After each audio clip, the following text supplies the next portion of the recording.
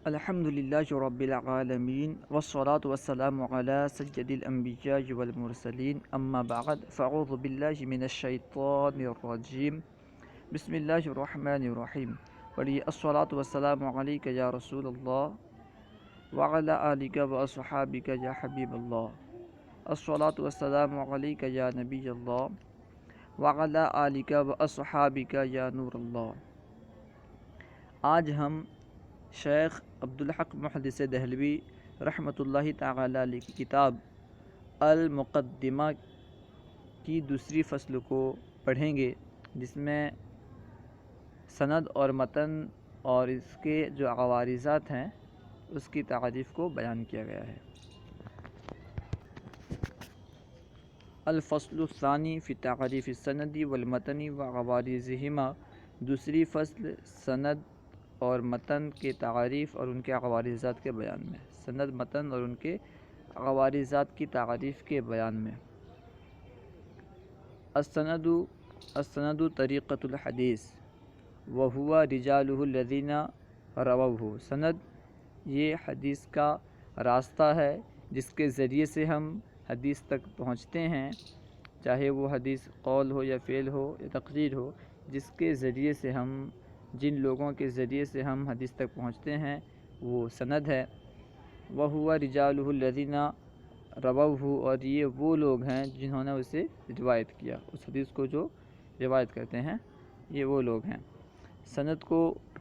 رجال الحدیث بھی کہا جاتا ہے، سند کو اسناد بھی کہا جاتا ہے اور سند حدیث بھی کہا جاتا ہے۔ سند حدیث،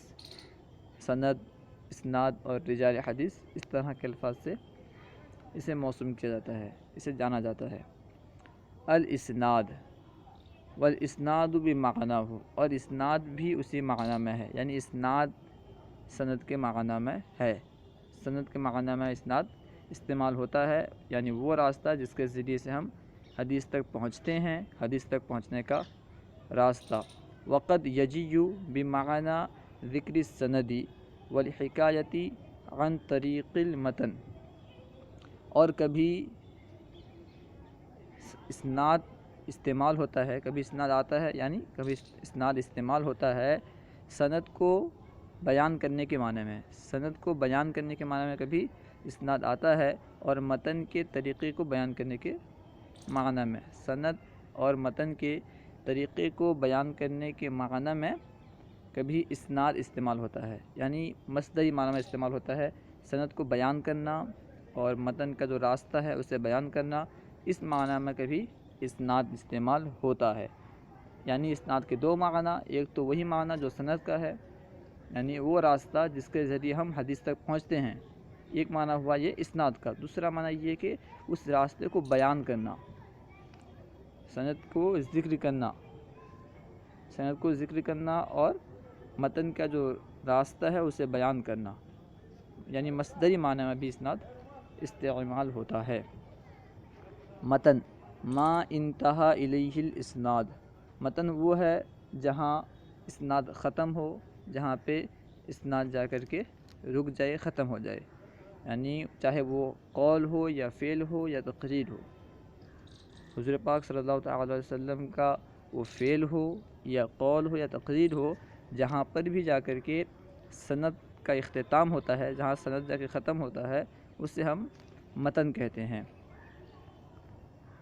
المتصل، متصل کس سے کہتے ہیں؟ فَإِن لَّمْ يَسْقُطْ رَاوٍ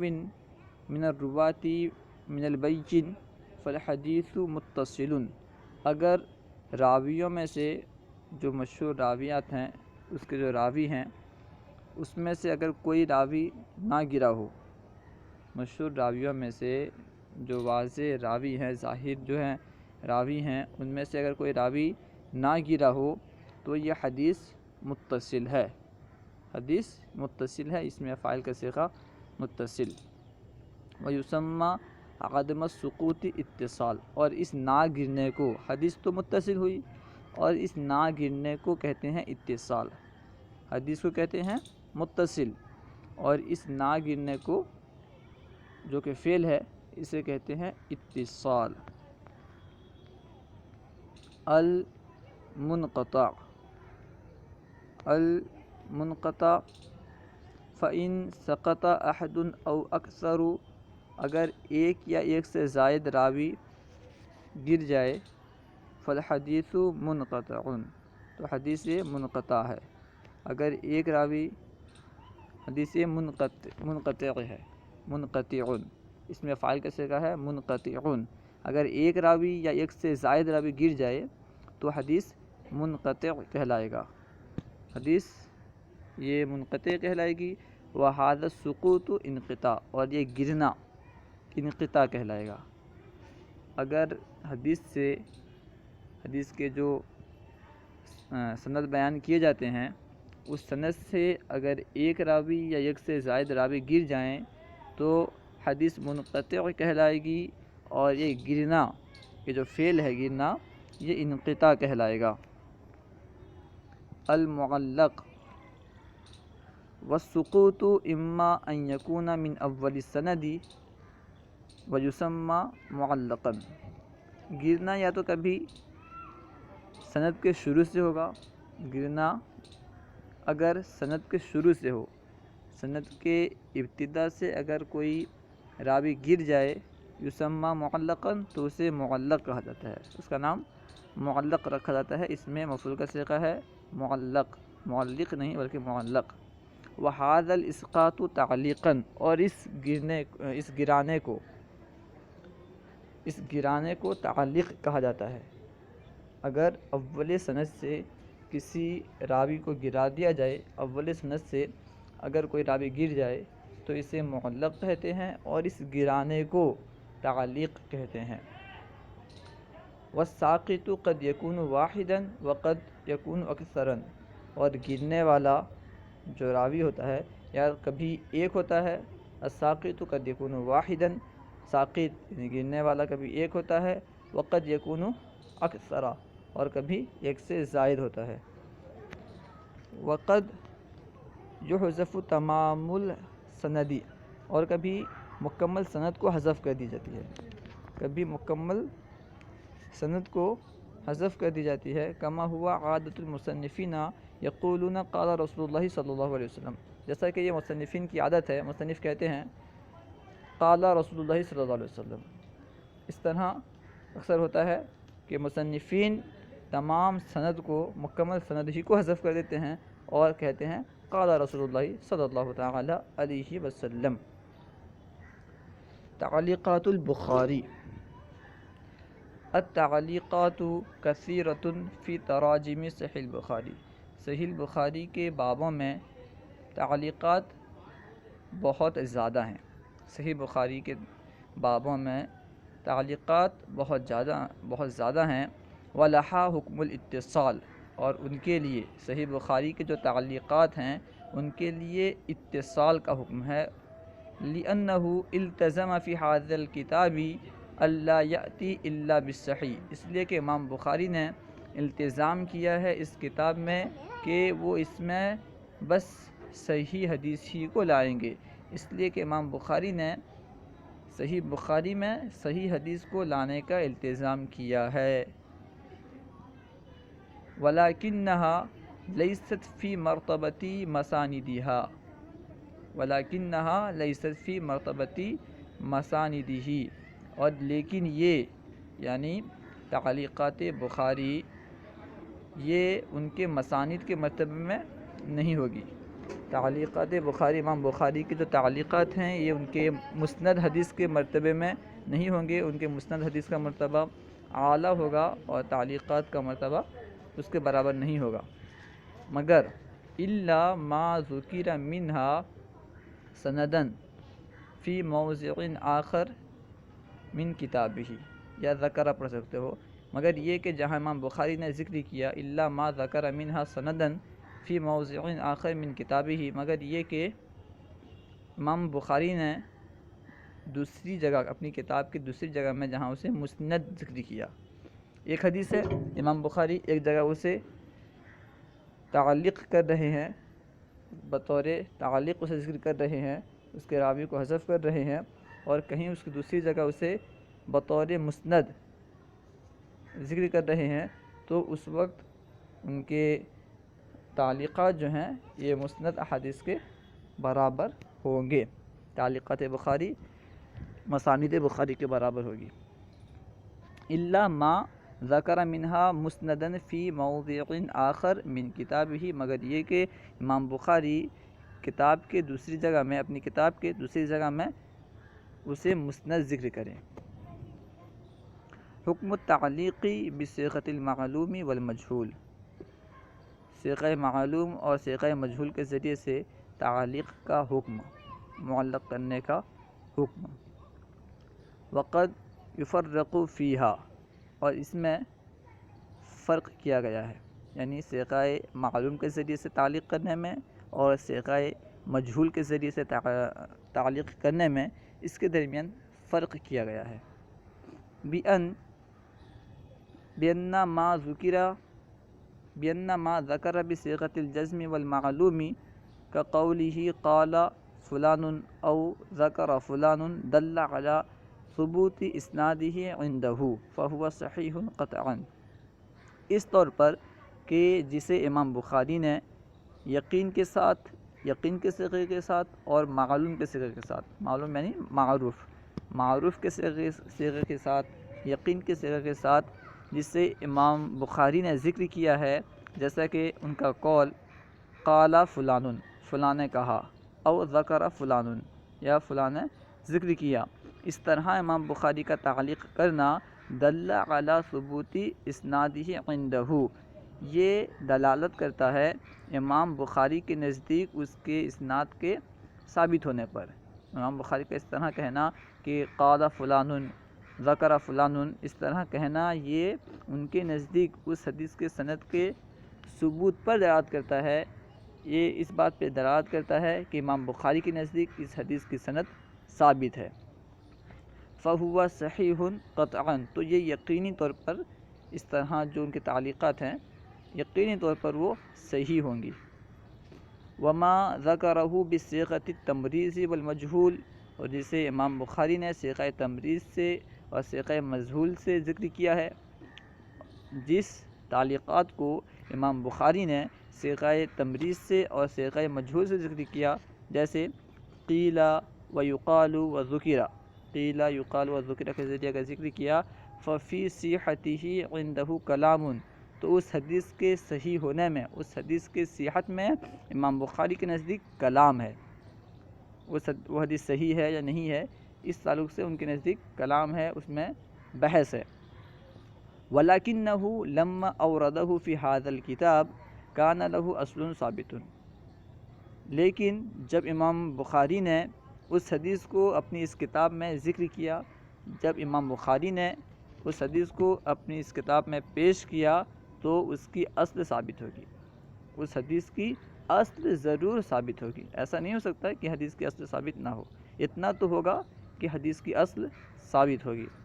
لہذا قالوا، اسی وجہ سے علماء نے فرمایا، اسی وجہ سے محدثین نے فرمایا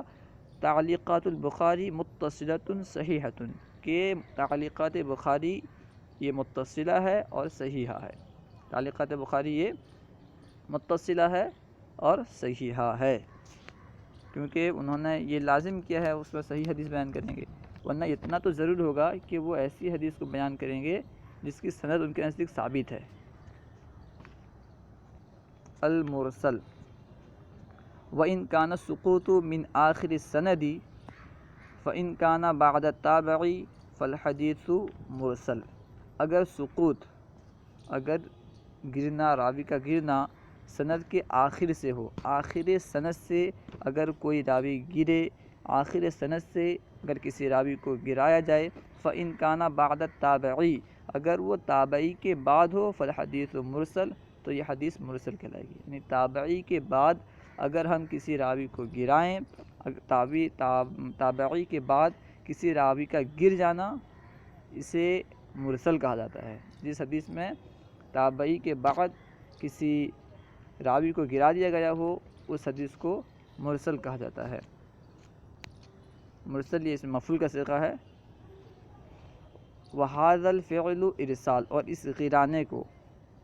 گرانے کو ارسال کرنا کہا جاتا ہے، ارسال کہا جاتا ہے. کا قول تابعی، جیسا کہ تابعی کا کہنا، تابعی کا قول، قال رسول اللہ صلی اللہ علیہ وسلم، تابعی یہ کہے ایک راوی کو گرا کر کے، قال رسول اللہ صلی اللہ تعالی علیہ وسلم۔ وقد یجی عند المحدثین المرسل والمنقطع بمعنى، اور محدثین کے نزدیک مرسل اور منقطع کبھی ایک معنی میں آتا ہے، یعنی ایک معنی میں استعمال ہوتا ہے۔ کبھی کبھی محدثین کے نزدیک مرسل اور منقطع ایک معنی میں استعمال ہوتا ہے، دونوں کا معنی ایک ہوتا ہے۔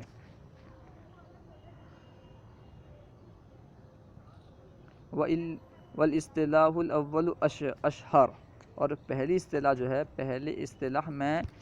استعمال ہونا مرسل کا یہ زیادہ مشہور ہے۔ پہلی اصطلاح میں یعنی جب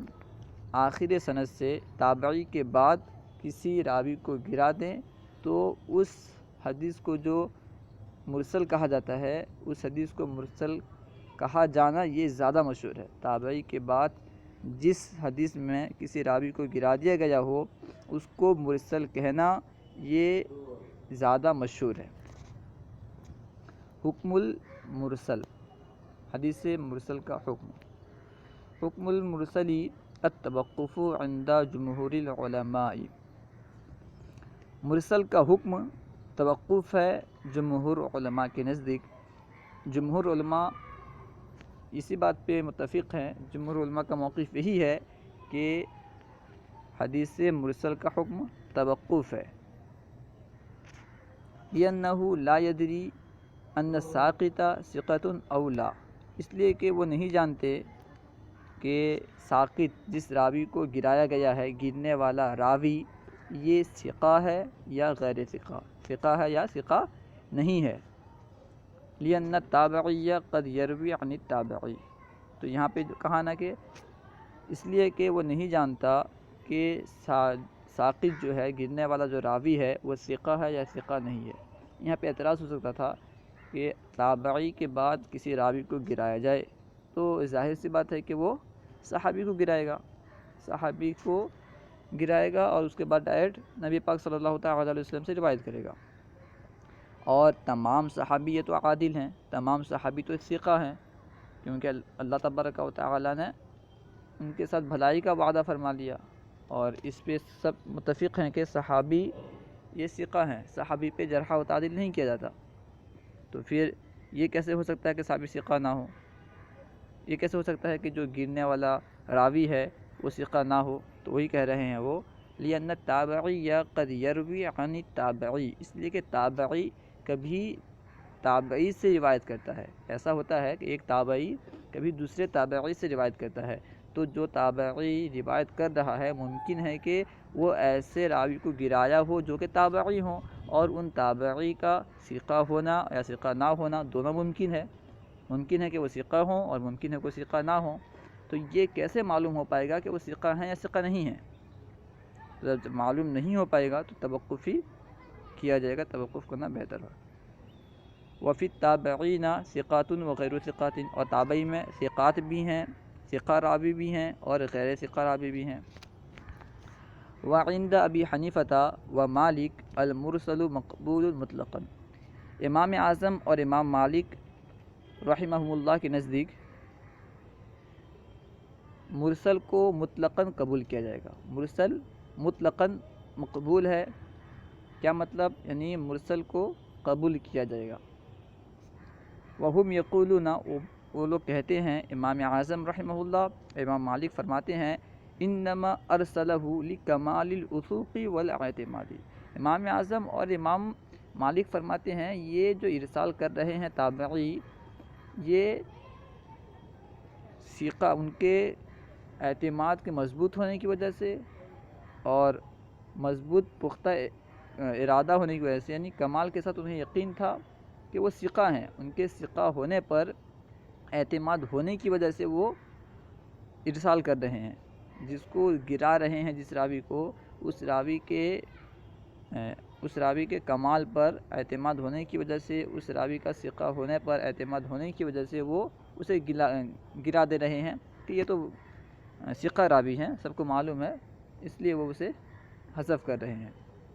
وہم یقولون، اور وہ کہتے ہیں امام اعظم اور امام مالک، انما ارسلہ لکمال الوثوق والاعتماد، کہ اس نے ارسال کیا ہے، یعنی تابعی نے اسے ارسال کیا ہے کمال وثوق اور کمال اعتماد کی وجہ سے، کمال وثوق اور کمال اعتماد کی وجہ سے۔ کمال اعتماد جو تھا یہ پورا اپنے کمال درجے میں ہے، کمال درجے میں اعتماد ہونے کی وجہ سے انہوں نے اس کو ارسال کیا ہے۔ لِأَنَّ الْكَلَامَ فِي الثِّقَةِ، اس لیے کہ یہاں پہ کلام ثقہ کے بارے میں ہے۔ وَلَوْ لَمْ يَكُنْ عِنْدَهُ صَحِيحًا لَمْ يُرْسِلْهُ، اور اگر وہ ان کے نزدیک صحیح نہ ہوتا، اگر وہ حدیث ان کے نزدیک صحیح نہ ہوتا تو اسے وہ ارسال نہ کرتے۔ جو تابعی ہے، یہاں پہ ثقہ کے بارے میں بات چل رہی ہے کہ وہ ثقہ ہیں یا ثقہ نہیں ہیں، اس تعلق سے یہاں بحث ہے، اور اسی وجہ سے وہ حدیث مقبول ہے یا نہیں ہے اس کا دار و مدار اسی پہ ہے کہ جو راوی ساقط ہیں جنہیں گرایا گیا ہے وہ مقبول ہیں، یعنی وہ ثقہ ہیں یا ثقہ نہیں ہیں۔ تو امام اعظم امام مالک فرماتے ہیں کہ وہ ان کا کمال اعتماد اور کمال وثوق کی وجہ سے انہوں نے اس حدیث کو ارسال کیا ہے۔ ان کا اعتقاد کمال درجے میں تھا اور ان کا وثوق، ان کا جو ارادہ تھا یہ کمال درجے میں موجود تھا۔ کیا تھا کہ وہ راوی ثقہ ہی ہیں، تبھی تو وہ ارسال کر رہے ہیں۔ لِأَنَّ الْكَلَامَ فِي الثِّقَةِ، اس لیے کہ یہاں کلام ثقہ ہونے کے بارے میں ہے۔ وَلَوْ لَمْ يَكُنْ عِنْدَهُ صَحِيحًا، اور اگر وہ حدیث ان کے نزدیک صحیح نہ ہوتی، لم يُرْسِلْهُ، تو وہ اسے ارسال نہ کرتے۔ وَلَمْ يَقُلْ، اور وہ اس طرح نہ کہتے قال رسول اللہ صلی اللہ علیہ وسلم، قال رسول اللہ صلی اللہ علیہ وسلم، وہ اس طرح نہ کہتے۔ اگر وہ حدیث صحیح نہیں ہوتی تو تابعی اس طرح نہ کہتے قال رسول اللہ صلی اللہ علیہ وسلم، بلکہ یہ حدیث ان کے نزدیک کمال اعتماد کے ساتھ پہنچی ہے، کمال اعتماد کے ساتھ کہ اس کا راوی ثقہ ہے، اسی وجہ سے وہ اس کو حذف کر رہے ہیں اور اس کو گرا رہے ہیں۔ وعند الشافعی، اور امام شافعی کے نزدیک ان اعتضد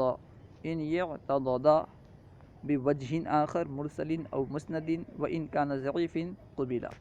امام شافعی کے نزدیک اگر اس کی تائید ہو، اگر اس کی تائید کسی دوسرے مرسل یا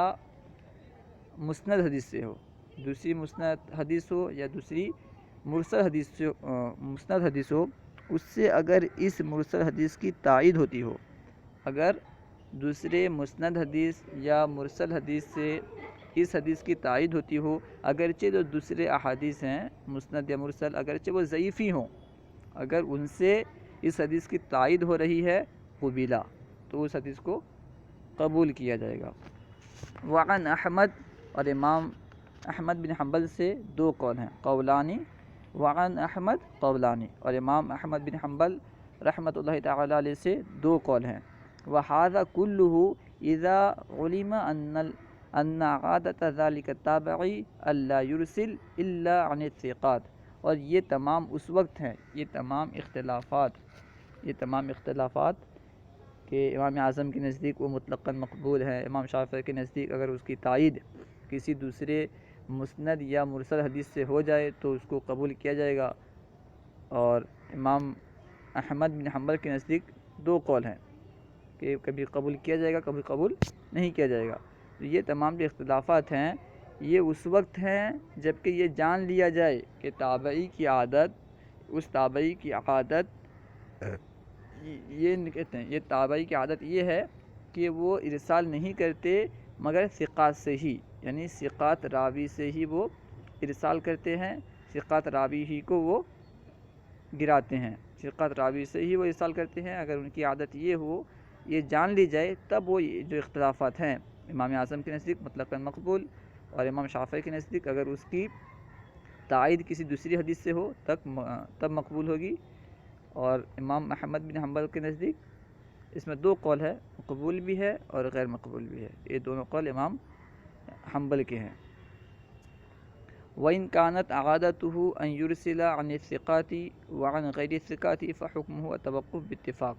اور اگر ان کی عادت، اگر تابعی کی عادت یہ ہو کہ وہ ارسال کرتے ہوں ثقات سے بھی اور غیر ثقات سے بھی۔ تابعی اگر ثقات راوی سے اور غیر ثقات راوی سے دونوں سے ارسال کرتے ہوں تو اس حدیث کا حکم توقف کرنا ہے، اس حدیث میں توقف کیا جائے گا باتفاق، تمام کے اتفاق سے، یعنی جو تمام ائمہ ہیں، تمام ائمہ کے اتفاق پر اس پر توقف کیا جائے گا۔ ھذا قیلا، یہی کہا گیا ہے، کذا قیلا، اس طرح کہا گیا ہے۔ وفیہ تفصیل ازید من ذالک، اس میں تفصیل ہے جسے میں زائد کروں گا، بڑھاؤں گا۔ ذکرہ سخاوی فی شرح الالفیہ، جسے امام سخاوی نے شرح الفیہ میں ذکر کیا ہے، جسے امام سخاوی رحمۃ اللہ تعالی علیہ نے شرح الفیہ میں ذکر کیا ہے۔ المعضل، وإن كان السقوط من أثناء الإسناد فإن كان الساقط اثنين متواليين فيسمى معضلا بفتح الضاد۔ یہاں بتلا رہے ہیں حدیث کی قسم، معضل کی تعریف کر رہے ہیں۔ معضل کسے کہتے ہیں؟ اگر سقوط اسناد کے درمیان میں ہو، شروع میں یا آخر میں نہیں، اگر سقوط اسناد کے درمیان میں ہو اور وہ ساقط ہونے والے جو ہیں راوی، وہ پے در پہ لگاتار دو راوی ہوں۔ یہاں پہ دو شرط، ایک تو اسناد کے درمیان میں سقوط ہو، درمیانی اسناد میں راوی کو گرایا جائے، اور پے در پہ دو راوی گرائے جائیں، یعنی دو راوی کو لگاتار گرا دیا جائے، تب اس حدیث کو معضل کہا جائے گا۔ ان کان سقوط من اثناء الاسناد، اگر سقوط اسناد کے درمیان میں ہو، فإن کان ساقط اثنین متوالیین، تو پھر اگر گرنے والے راوی دو ہوں، لگاتار دو راوی ہوں گرنے والے، یسمى معضلا، تو اس کو معضل کہا جائے گا، اس کا نام معضل رکھا جائے گا، بفتح الضاد، ضاد کے فتحہ کے ساتھ۔ والمنقطع، یہاں منقطع، وإن كان واحدا أو أكثر من غير موضوع واحد يسمى منقطعا، اگر سقوط ایک یا ایک سے زائد ہو، جو گرنے والے راوی ہیں اگر وہ ایک ہوں یا ایک سے زائد ہوں، اور وہ ایک جگہ میں نہ ہوں، کبھی کوئی ایک راوی شروع سے گر گئے ہوں، ایک راوی درمیان سے، ایک راوی آخر سے، یعنی ایک راوی یا ایک سے زائد راوی سقوط ہو، وہ گر گئے ہوں، انہیں گرا دیا گیا ہو، ان کو حذف کر دیا گیا ہو، لیکن ایک جگہ سے حذف نہ کیا گیا ہو بلکہ الگ الگ جگہ سے راویوں کو حذف کر دیا گیا ہو، تو اسے منقطع کہا جاتا ہے۔ وَإِن كَانَ وَاحِدًا أَوْ أَكْثَرَ مِنْ غَيْرِ مَوْضِعٍ وَاحِدٍ يُسَمَّى مُنْقَطِعًا، اگر ایک یا ایک سے زائد راوی ان کا سقوط ہو ایک جگہ کے علاوہ سے، مختلف جگہ سے اگر ان کا سقوط ہو، یسمى منقطعا، تو اس کا نام منقطع رکھا جاتا ہے۔ وعلى هذا يكون المنقطع قسما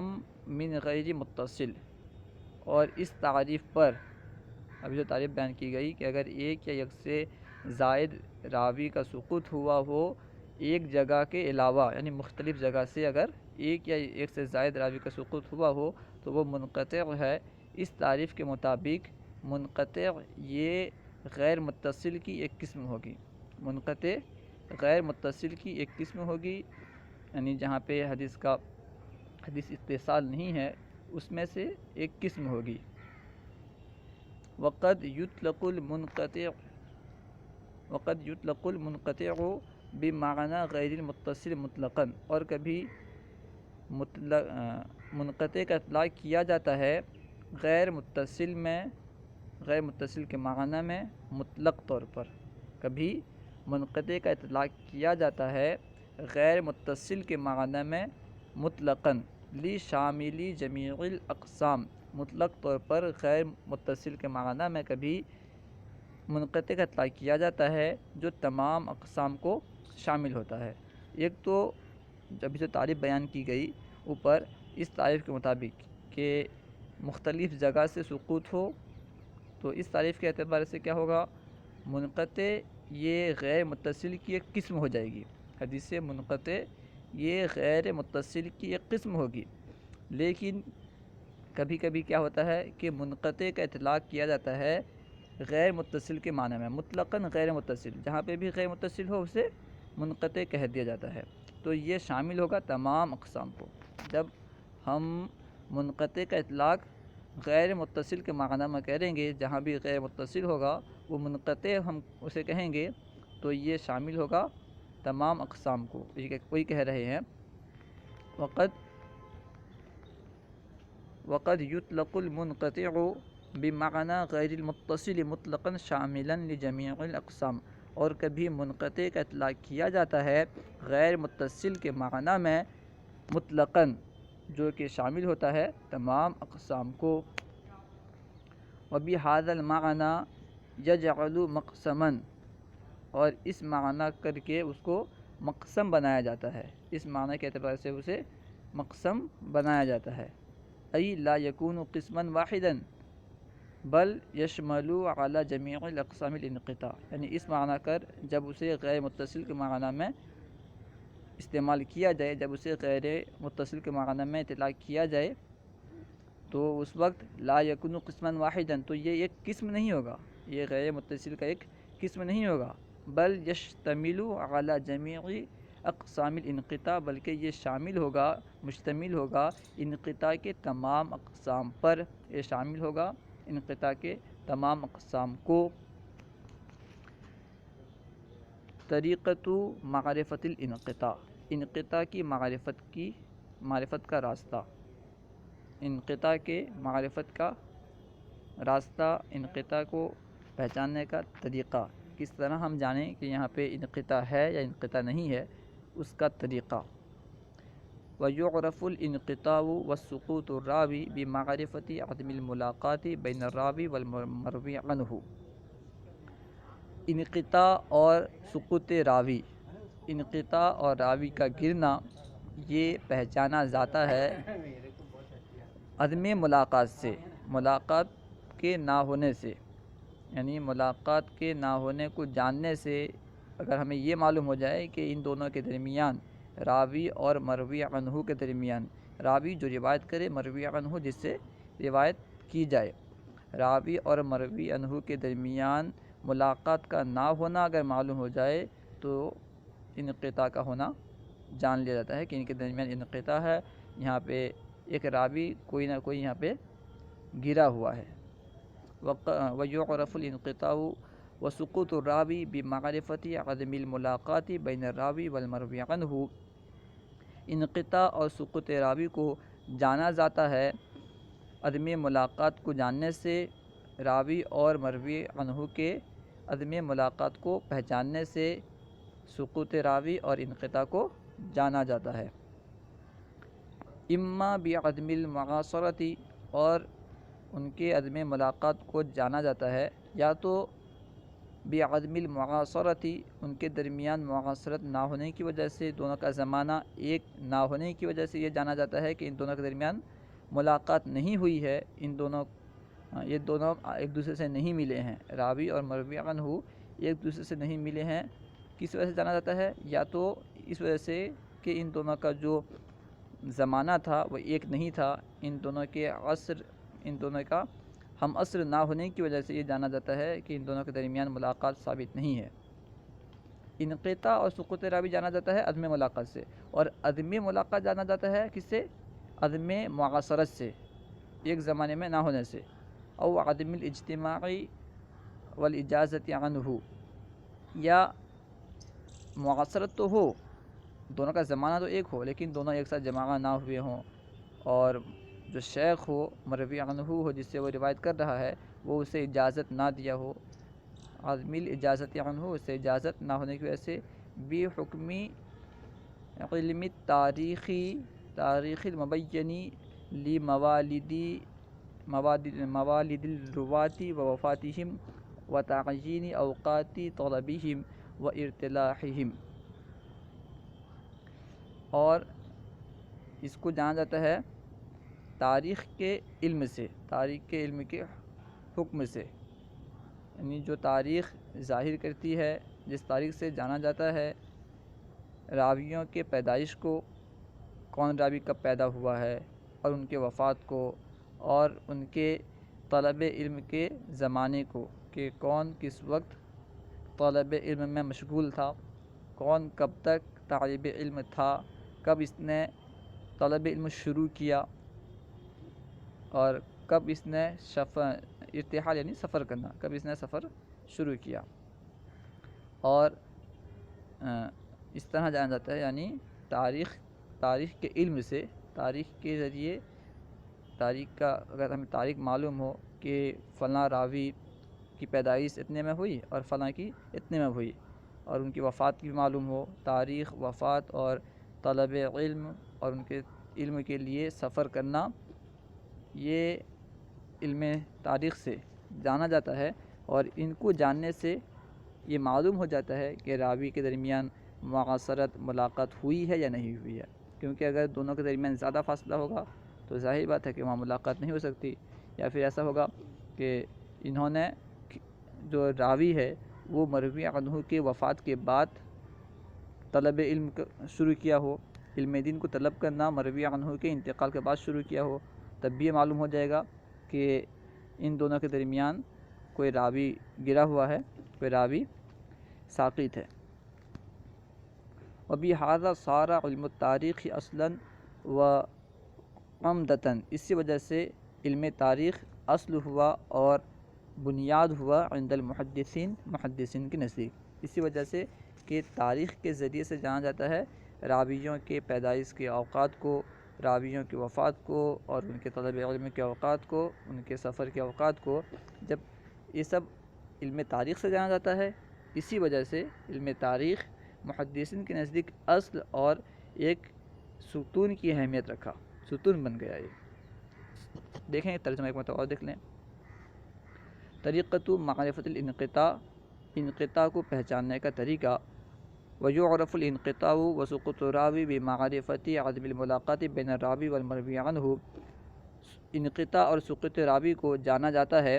راوی اور مروی عنہ کے درمیان ملاقات نہ ہونے کو جاننے سے. اما بعدم المعاصرت،